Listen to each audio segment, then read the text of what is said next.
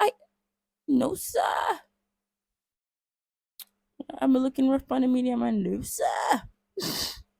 So female friendships are really interesting, I think, because like they could be so vile and toxic and sometimes really high maintenance. Like, especially as we get older, if you're still into like the whole high maintenance friendship thing, like we gotta talk every single day, like we gotta get coffee, we gotta do this. No, no.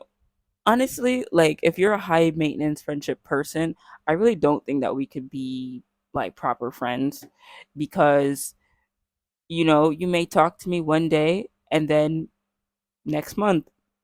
I remember one time one of my friends was like, "Wow, Van, like when you said you went through a period of loneliness and isolation, like I mentioned in my last video, I actually didn't know that you would have." And I understand why people say that because like I'm loud and I go outside and like I'm like boisterous now. That took time. It took time to be able to grow. It took time to be able to grow into yourself and really understand who you are to the point where you being yourself. But this mic is so tiny because it's like I'm not really holding much of anything. It's just like microphone. Actually, my friend bought me this microphone. I really like I re- I think it's so sweet every single time I think about it. Anyway, speaking speaking of friendships though, I think something that's really underrated in friendships is genuinely having a good low maintenance friendship with like a solid routine. Like once a month you pop into my mind and I'm like, "Oh, I got to remember that you're alive." And I'll just like randomly call you out of the blue and be like, "Hey, you good?" Like genuinely. Like I have like one call per month with a few people or per year even with a few people and just be like, hey, like, how are you? And then that call like lasts like 3 hours or 5 minutes and that's it. I think okay, and like another thing is I really do think that low maintenance friendships are really important to have. Really important to have because your life will get busy. And when your life gets busy, the people that want to go outside every day, the people that want to go outside once a week, text you every single day, it becomes impossible to do that. So you have to be able to maintain and understand low maintenance friendships are very important. And just because I may not be going outside with you today, or tomorrow doesn't mean that I don't care about you. And I think like a lot of people will see me going outside with like different people, but honestly, I just take it how it is. Outside with you today and I don't go outside with you tomorrow and I go outside with a different group of people. Oh, why are you going outside with these people and not with me? Or, oh, you're my one friend, so I want to go outside with you all the time, but I don't want to feel like I'm bothering you. Once I label you my friend, it is almost impossible for you to really bother me by just you being there. And like I know that might stem from their individual experiences, but like it's happened so often and so much to me that it's just like really interesting to see. Like, no, I don't hate you. I feel like in high school, a lot of female friendships are really not that good. And like sometimes you're just bad at picking friends, but also you have to understand that sometimes you might actually be the problem. Like the things that you prioritize attract people that also prioritize certain things. I wonder if I should even speak on this.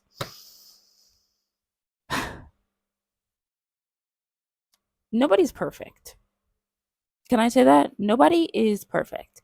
And it is very, very, very rare where somebody is level headed and in their right mind and they do something without reason. There's no rhyme or reason as to why somebody would do something without reason. It simply doesn't happen. So a lot of the time, you can think into yourself and see, well, the reason as to why I did this, the overarching reason is this, but then also there are reasons to back that up in the past of this and this and this and this, and that's why I did that thing.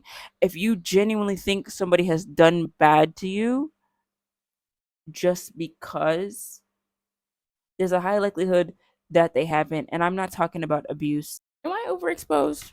I feel like I'm overexposed, just a little bit. Oh, okay.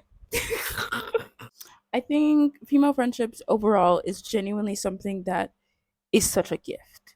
And I completely understand when people say, but men are less drama, so I have completely male friends. And I actually did also have a period where most of my friends were men. And even though those connections and friendships were great, I would honestly say the ones where I genuinely found women that were cool and amazing and had no bad intentions and were always just there to genuinely, and like understood what empathy was and were good people. It was always a better experience.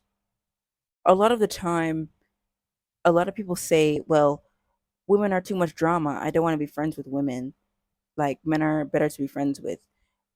In truth and in reality, what you keep bucking into is just bad people.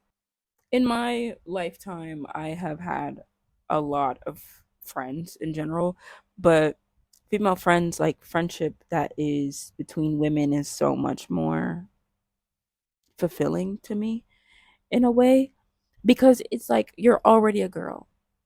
So I don't have to explain anything to you because you already know the basics of it. You already know what it is. Of course, my individual experience will be different from yours, but on the basis, you understand. I think when women say things like, oh, women are too much drama, all my friends are men, I actually understand where they're coming from. However, like if you have that perspective because of what you went through in high school or what you went through when you were a teenager, I mean, of course you have that perspective then.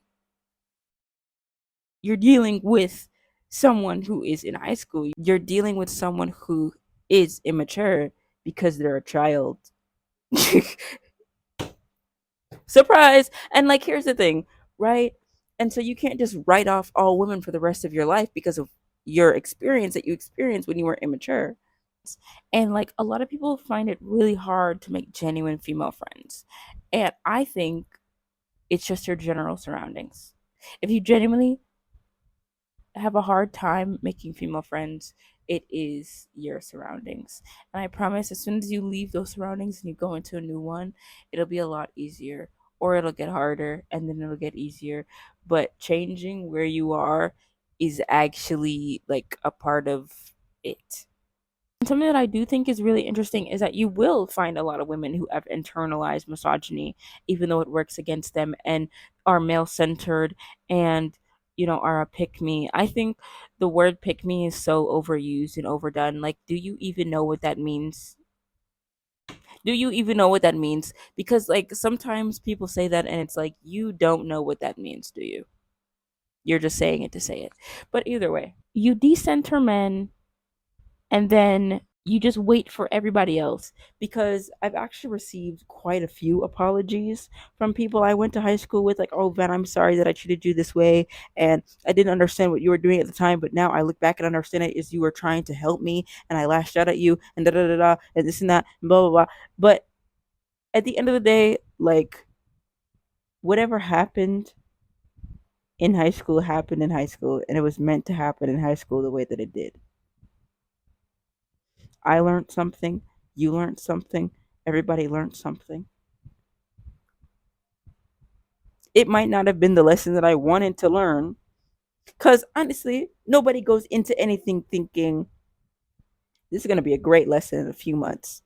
Yeah, I'm going to be crying in my bed in a few months, and it's going to be great, and I'm going to learn so many lessons. Nobody goes into anything that they really enjoy into it like that, especially like a friendship or a relationship or something like that. But something that I do think is really interesting is that we always end up in the same realm. We always end up in that same space where it's like, well, now I'm crying in my room on the floor. And there's nothing wrong with it. That I became really empathetic.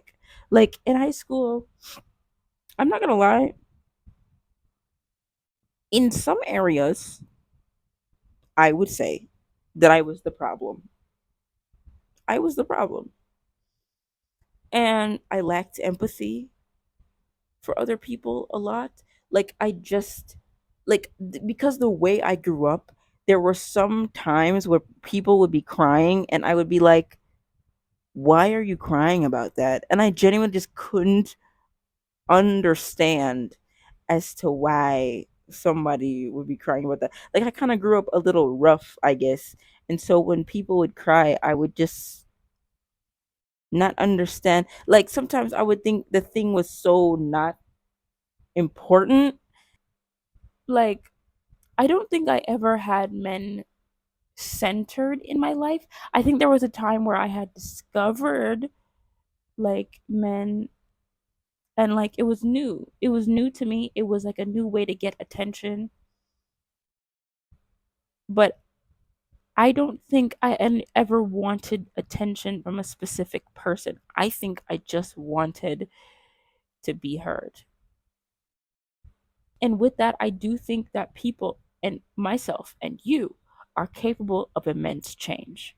And I want to say that because there are a lot of women that genuinely do believe, like, oh, women are too much drama and women are too much this and too much that. And so that's why all my friends are men. But have you ever thought maybe you have those experiences in the past because when that was happening, you and they were younger and therefore immature and lacked empathy and all of the things that a kid is because we haven't experienced life.